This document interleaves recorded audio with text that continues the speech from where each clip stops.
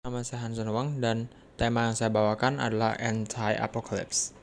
Akan saya mulai dengan 6 pembahasan, yaitu pedagogi, dampak COVID pada pedagogi, sampel sekolah secara singkat, apokalips, kesimpulan masalah, dan masalah yang diangkat. Akan saya mulai dengan pedagogi, yang artinya teknik, filosofi, dan cara untuk mengajar. Salah satu sampel dari pedagogi diantaranya adalah repetition, behaviorism, liberalism, connectivism, social constructivism, cognitive constructivism.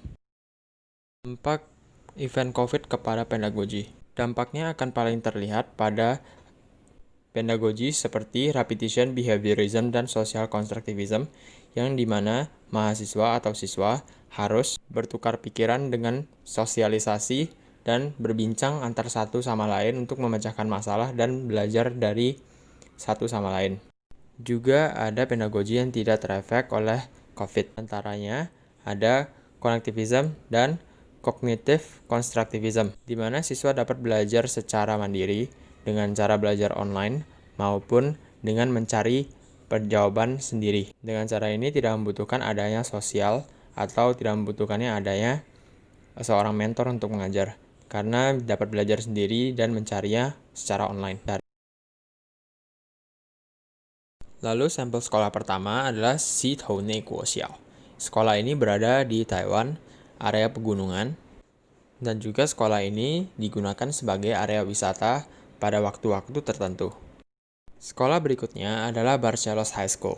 Berbeda dengan sekolah sebelumnya, sekolah ini hampir 100% mereka melakukan kegiatan di dalam ruangan, terkecuali kegiatan yang tidak berhubungan dengan sekolah. Sekolah ketiga adalah Yiling Guoxing. Sekolah ini berada di Tiongkok, sebuah junior high school yang memiliki konsep yang cukup unik, di mana area siswa dan area guru, kantin, dan sebagainya dipisah oleh satu akses. Dan juga dikarenakan menggunakan repetition, maka salah satu cara terbaiknya adalah memisahkan per generasi. Jadi dapat dilihat di sekolah ini setiap generasi terpisah, seperti kelas 1, kelas 2, kelas 3, kelas 4, sampai kelas 6, itu akan terpisah di masing-masing box. Sekolah terakhir yang saya analisa adalah Satos University of Science. Sekolah ini memiliki bentuk yang unik dikarenakan bentuk yang cylindrical dengan sebuah lubang yang menggabungkan 3 level di bagian tengah dan juga tangga di bagian luar yang menggabungkan ketiga level tersebut.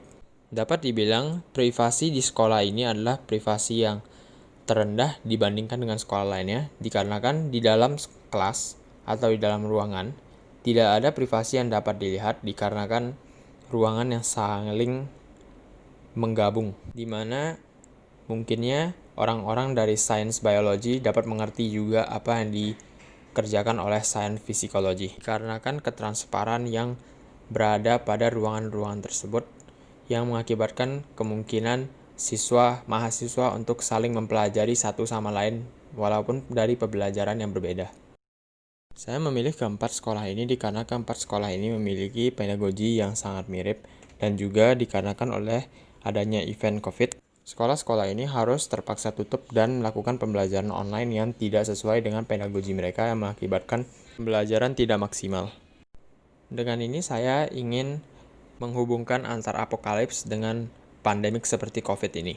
Pandemik seperti COVID berbahaya dikarenakan ia membunuh secara massal dan juga memiliki kemungkinan untuk melumatkan umat manusia dan juga mengefek kepada generasi yang akan datang. Dengan logika seperti itu, dapat disebutkan juga event-event yang akan menjadi masalah besar seperti pandemik, nuclear holocaust, cybergeddon, dan climate change, yang dimana mereka semua memiliki kesamaan yaitu membunuh secara massal. Dikarenakan oleh apokalips event, sekolah-sekolah itu tutup dan tidak dapat beroperasi seperti biasanya, mengakibatkan sekolah harus berubah ke cara online, yang mengakibatkan siswa tidak dapat belajar secara efektif, dan juga ada kemungkinan siswa belum tentu aman di area-area seperti rumah masing-masing. Dengan begitu, maka pembelajaran online adalah sebuah cara untuk mencari alasan dan kabur dari solusi. Jadi masalah yang saya angkat adalah cara sekolah tetap dapat berjalan dalam keadaan doomsday dan menjalankan gunanya mempersiapkan siswa untuk hidupnya ke masa depan dengan mempertimbangkan kemungkinan multi-generation survival. Terima kasih atas waktunya. Saya harap dapat menjawab pertanyaan Bapak atau Ibu di waktu saya melakukan presentasi